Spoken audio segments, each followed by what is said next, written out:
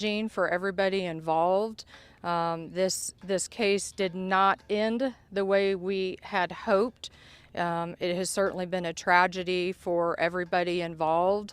The mission of the OSBI, though, is to protect Oklahoma one partnership at a time, and certainly this case is an example of how those partnerships work. And how it takes everybody coming together to bring resolution. And so while I am very grateful for all of my agents that have worked since the very beginning, 24 hours a day, to get us to the point we are today, we could not have reached where we're at without the partnerships of the Texas County Sheriff's Office, the District 1 District Attorney's Office, without our FBI partners, and without the assistance of the Oklahoma Medical Examiner's Office and the Oklahoma Highway Patrol that could not be here. So our condolences go out to the family, and we will continue to update you as we continue to move this investigation forward. And I'm going to now turn it over to our FBI partners. Thank you. Good morning. My name is Sonia Garcia. I am Acting Special Agent in Charge for the Oklahoma City Field Office, FBI. On behalf of the entire FBI, I want to express our sincerest condolences to the family and loved ones of Veronica and Jillian. The FBI was requested to assist on this matter on April 4th, and since then we've had a dedicated team of analysts, agents, evidence response, and tactical personnel working around the clock and alongside with OSBI and Texas County Sheriff's Office to bring the individuals responsible for this crime into custody and to provide a sense of closure to the families and to this community. Know that we are grieving with you today. We will continue to work with our partners and to be an advocate for Jillian and Veronica and to ensure that justice will be served. Thank you.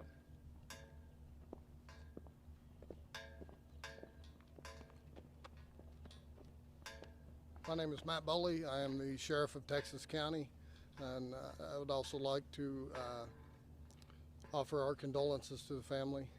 All right. My agency's role in this is that we received a call on March 30th of an abandoned vehicle with persons missing from the vehicle. Deputies immediately responded to the area. When they arrived on scene, they found some things that just weren't adding up, so we established a crime scene and then notified the OSBI to have them come and assist us with this and to actually take lead on the case. All right. We established a search party made up of the Guyman Fire Department and several of the volunteer fire departments in the county, and we searched the area around the crime scene for about a mile in each direction. Once the OSBI arrived on the scene, they took the lead and got us to this point where we are today. I'd like to thank the Oklahoma State Bureau of Investigation, especially the Northwest region. They were phenomenal in this. The Federal Bureau of Investigations, the Oklahoma Highway Patrol, Guyman Fire Department, several Kansas agencies that assisted, local agencies here in Texas County that assisted, and I'm sure I've forgotten a few, but I'd like to just say thank you, even to the public. There was a lot of questions from the public as was there any danger to the public? And I think from the get-go, once we arrived on scene, that and we gained a little bit of information that we felt this wasn't a random deal. All right, we felt that with some of the information coming in that it was more targeted, and we started to look in those areas that we were pointed to. Okay, thank you.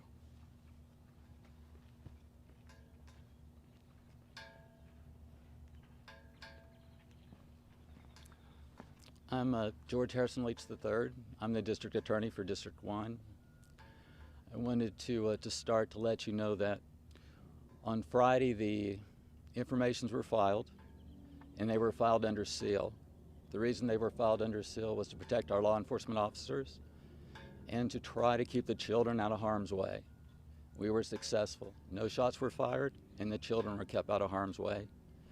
Our district judge issued an order this morning, and those files are now unsealed. So you can get the information at the courthouse, you can get the affidavits at the courthouse, which will give you the facts that we were working off of. Additionally, I would like to begin by, this has been an amazing enterprise.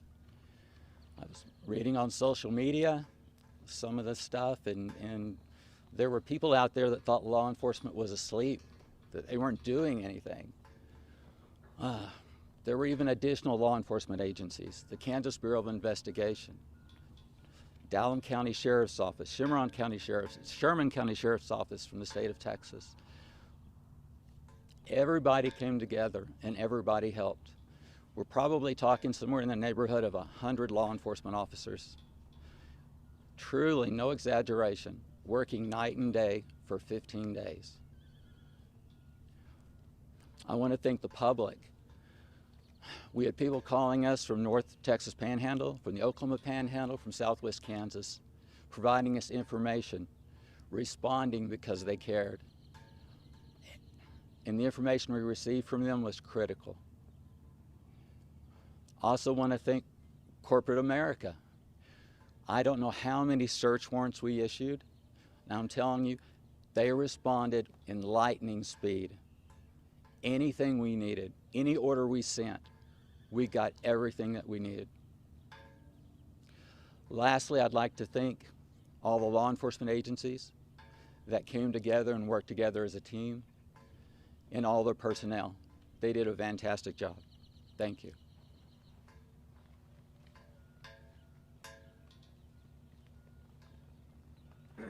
Any additional questions you guys have, go right on ahead. Is there confirmation at this point that the bodies recovered are Jillian and Brian? Not at this time. We identified that there were 2 bodies during our search. Both of those deceased persons have been transported to the Oklahoma Medical Examiner's Office, where they will do a proper identification and also look into a cause and manner of death. What led to the discovery of the bodies?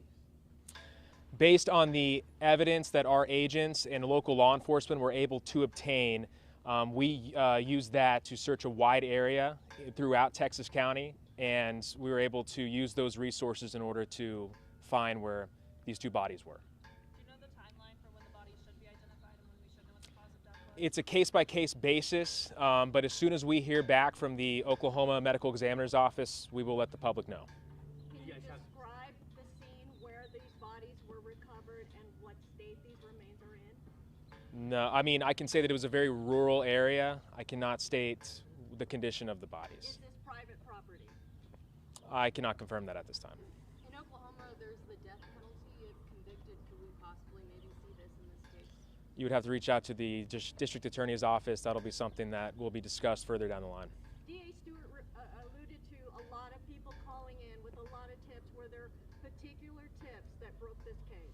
We received several tips throughout this entire process. The public, I mean, I know that we had thanked that our local law enforcement agencies, what they were able to help us and throughout this search, but the people here throughout this area have done a tremendous job of reaching out to us. The original press release that we had put out on March 31st in regards to searching for these 2 women, we constantly received several tips and had used those throughout the entire 14-day process in order to find these 2 bodies, and then also discover and find those who were responsible for this crime. So the reason foul play was suspected was because of evidence found in the car. Can you go into more detail now of what that evidence was? We cannot still at this time. It is still an ongoing investigation, and that is for our investigative purposes. Again, we can say that the evidence that was discovered inside of that abandoned vehicle and around it were able to help our investigators determine that there was foul play involved and then led to the progression of this investigation. What was in the vehicle around it, we cannot discuss. It was quite a convoy in executing these 4 search warrants. Was there concern of resistance to arrest? How much concern was there over a possible gunfight? When you are regarding arrests and multiple arrests in the magnitude that we have all discussed, there is always, there is always a cause of trying to protect the public as best you possibly can. We can say that all 4 of those arrests were made without incident, and so that, of course, went extremely well, and we are extremely grateful. Another agency that wasn't able to make it that was a big part of that and helped us tremendously was the Oklahoma Highway Patrol. So we want to thank them tremendously on that. But I mean, again, there was concern, but we are extremely thankful that no one was hurt, no one was injured during this process. Did any of the 4 suspects charged in the case tell law enforcement where to find them? Say that one more time. Did any of the 4 suspects charged in the case tell law enforcement where to find them? No, we cannot discuss that at this time. How early did you guys have suspects? We can't discuss that at this time. Are you able to go into further detail how you believe that this was targeted and not a random act? Based on the evidence and the information that we were able to obtain throughout the entire investigation, what was found inside of the vehicle, witnesses, family, friends of the victims that we were able to talk to throughout this entire process, we were able to gain the information to determine that that these 4 people were responsible for both of these women going missing. Also, are you able to confirm if this was over a custody battle? We cannot confirm that at this time. What's the relationship, if any, between the suspects and Veronica and Julia? Again, because it is still an ongoing investigation, we cannot discuss that. We know that 1 arrest was in Texas County, the 3 others in Cimarron. Can you describe the arrest process? You said there was no resistance, but...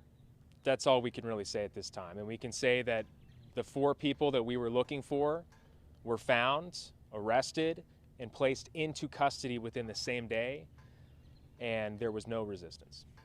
And obviously you can't talk about the evidence in this case, but is there significant physical evidence in this investigation? Yes. Can you elaborate? No. Are you able to go into the condition of the bodies that were found? No. Is there a reason you guys were so tight-lipped right off the start? You said there wasn't a threat to the public when you guys were investigating, but still not a lot of information was released. Is there a reason for that? There was not immediate threat to the public. Again, as the sheriff alluded, this was a targeted case, and when you ask about us not releasing a lot of information in that 2-week process, this is the way that our investigators work. This is what you have to do in order to get the job done, everybody involved, in order to catch those responsible and do everything in our power to find both of these people who went missing from the very beginning. So again, as we tried to do, as the investigation progresses, we can release as much details as we possibly can. But again, the way that this process works is you can't give away as much as maybe you guys are asking for, because that's how we're able to catch these 4 suspects. Did law enforcement speak with Tiffany Adams on March 30th? I cannot confirm that. Is the property where the bodies were found connected to the suspects at all? I cannot confirm that. Was Kelly a court-appointed supervisor for Butler's visits with her children? We can't go into that. So I know the bodies haven't been identified, but everyone expressed their condolences. Do you think there's any chance that Veronica and Jillian are still alive? No. Any word on arraignment? We will look into that further. When that is made available, we will let everybody know. As the investigation progresses, do you expect the possibility for more suspects to be arrested? Not at this time. Have the suspects been cooperative and talkative, or have they provided any type of confession? We cannot release that at this time. Have the families helped you guys during this process at all? Have you guys worked Yes. with them? What's that been like? Families, friends, people that have known both of these women who went missing have been a tremendous help. Everybody that we have talked to has helped us tremendously in doing everything they can to give us the necessary information in order for us to try to track them down and find out what happened. Where are the children? We can't go into that right now. Are they? They're safe. Yes, yes. Are they Children are with safe. them? We can't go into that. Now that the FBI is involved, will they face any federal charges? We're not going to go into that right now. So what next? Is there going to be further investigation? Yes, In, the investigation continues. The next steps are when the identification of the two victims is made, we will let everyone know. And when the cause and manner of death is made by the medical examiner's office, we will let everyone know. Right? Were the bodies together? We cannot confirm that. Right now, there are no suspects at large. The public is not in danger. That's what's important to us. We are extremely grateful that we were able to locate and arrest the 4 people that we believe are responsible for this crime. As soon as the identification is made with the bodies, we will let everyone know. But again, it took everybody in this case to get this done. We know that there were people throughout the 2-week process who were frustrated, who wanted answers as soon as possible. You know, we wanted those answers too, but just know that our OSBI agents, FBI agents, troopers, Kansas Bureau of Investigation, the KHP, everybody worked nonstop in order to come together and make these arrests. Can you talk at all about the relationship between? No, we can't go into that right now. Was there ever any concern for the children at any point in this investigation? Like for their safety? There's always concern whenever there's children involved, but we can say that the children are safe. With this being such a rural area, did this make this case unique in any ways? It made it challenging. Again, you're talking about northern Texas County, near that Kansas line.